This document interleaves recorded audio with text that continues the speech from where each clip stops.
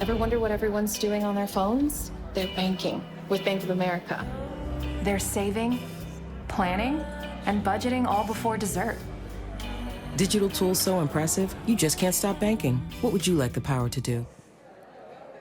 Really? That's all we get? Okay, fine. Before we get started, let me tell you, I usually do this presentation in about 45 minutes.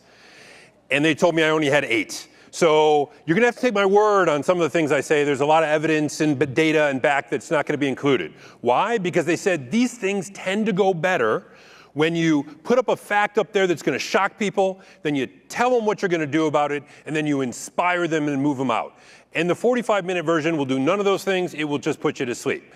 So we're not going to do that. It also means I'm going to talk fast, all right? You guys going to keep up? All right, let's go. First of all, I don't want to be Mississippi, all right? No offense to anybody who lives in Mississippi. I'm sure it's lovely. I'm sure it's wonderful. But as a pretend economist, let me tell you, the things that we look at, the measure that we use to look at the health of an economy, looks at how the people in that state are doing financially. We look at things like per capita income, and Mississippi is dead last in per capita income. So they might be wonderful in lots of other ways, but I don't want to be Mississippi. I want to be Michigan. And so how do we do that? Where are we now? Well, let's get a set of facts together. And that is, Michigan used to be a rich state. As recently as 25 years ago, we were 16th in per capita income, okay? Go back another 10, 20 years, we were 8, 9, 10. But even at 16, we're good, right? We're well above average. We're feeling pretty comfortable about ourselves. Where are we now? 2020, we dropped all the way to 38th. This is the part where you get shocked and unhappy, right? You keep looking at that data. You go a couple years later. Last year, we dropped to 39th. And looking at last quarter of last year, Oklahoma was about to pass us. We're going to drop to 40th. We are on our way to Mississippi. So the question then comes, why? Now, in the 45-minute version, you'll get all the data, all the facts, and I'll just have to tell you, if you want the rest of it, give me a shout. Happy to come and tell you about it.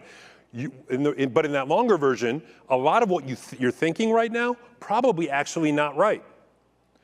But I won't do the suspenseful thing. Let's just get going and talk about what actually does matter, okay? Step 1, college degrees.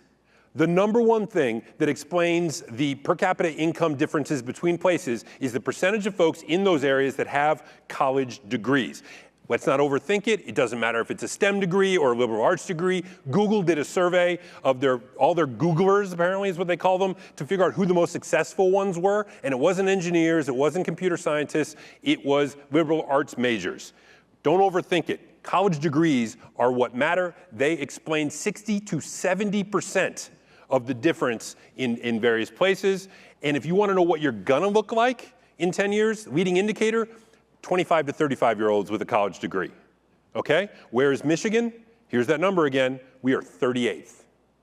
We are right where we should be based on the number of folks that have college degrees. The second thing is the amount of risk capital that you have available. You've been hearing a lot about this today, how hard it is for folks to get the funding they need here, and that is absolutely right. If a founder can't get the dollars it needs to start a business, to hire employees, to build out its technology, whatever it is, its product, it can't grow. And right now in Michigan, it takes 18 to 24 months longer than it does on the coast for an entrepreneur to raise its first $1 million.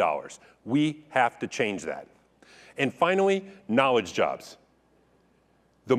After education, the most important thing in determining how your economy is doing is what percentage of the jobs and businesses are in industries that are growing, that are high-skill, high-wage, knowledge-based jobs, okay? And I know right now you're saying, oh, this is where he says, oh, we don't want to do manufacturing, we don't want to make stuff anymore. Nope, that's not what I'm saying. Manufacturing involves a lot of knowledge-based jobs, okay? You might not know this, but there are more lines of code in an F-150 than there are in an F-16. Ford, General Motors, they will come and tell you that they are software companies now, all right? This is true. They are hiring lots of folks with knowledge-based jobs that are engineers, that are software and computer engineers and computer programmers, even in marketing and sales and all of those other post-production functions. They are knowledge-based jobs. But here's the problem. They're not hiring them here because they can't find enough of them here. Meanwhile, local CRC, Citizens Research Council report says, hey, we're not doing enough investing in this space. This looks around, you look at some of these states like Indiana or worst state ever, Ohio, they're doing 2 and 3 times as much investment in innovation and entrepreneurship as we are here in Michigan. Even some states you think, oh, we look about the same as New York or Illinois on there, but this is based on, this is averaged and indexed against your state's GDP. Illinois and New York are much, much bigger. So on an absolute scale, they're spending orders of magnitude more than we are in their innovation and entrepreneurship economy. And as a result, they are eating our lunch. And of the money that we do have, that we spend in this work, the money isn't coming to Detroit. We use, in our smart zones, which is our primary innovation-based economic development tool here in the state, we use a tax capture method to primarily fund them. Over the last 15 years, about $93 million has flowed into those smart zones across the state. Detroit, 0.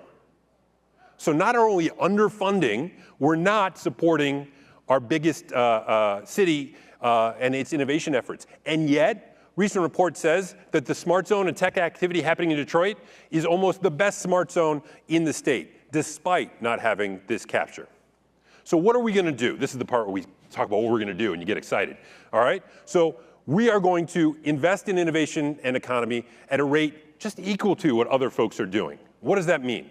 We're going to invest $450 million over the next 3 years. That's what we're going to do. That's $150 million a year. And before you say, oh, geez, that sounds like a whole lot.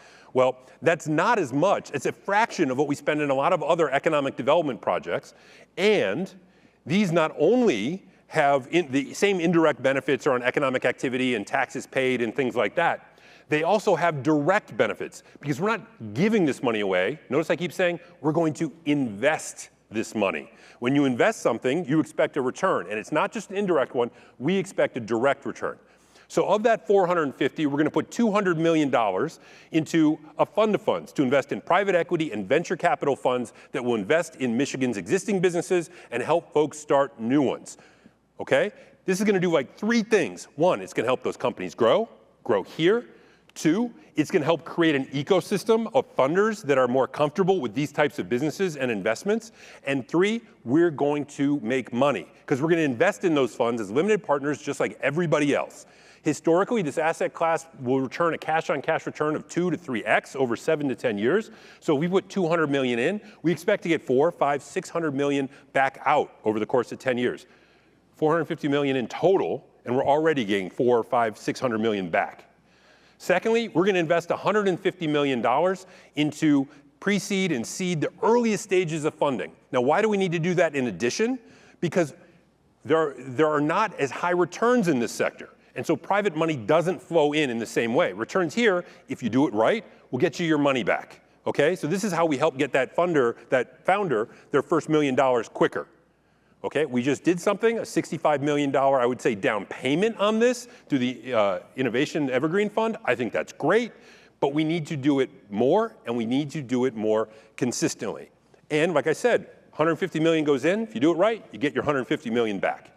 And then finally, $100 million goes into the ecosystem more broadly, and that's where it allows our founders to get all the other things that they need so that they can commercialize technology out of university, build out their product, find a first customer, and all of those other things that they need to help them grow. If we do all of this right, we're going to create hundreds of new companies in growing fields. We're going to create thousands of good-paying, high-wage jobs, and we're going to make money doing it. Thank you. Ever wonder what everyone's doing on their phones? They're banking with Bank of America. They're saving, planning, and budgeting all before dessert. Digital tools so impressive, you just can't stop banking. What would you like the power to do?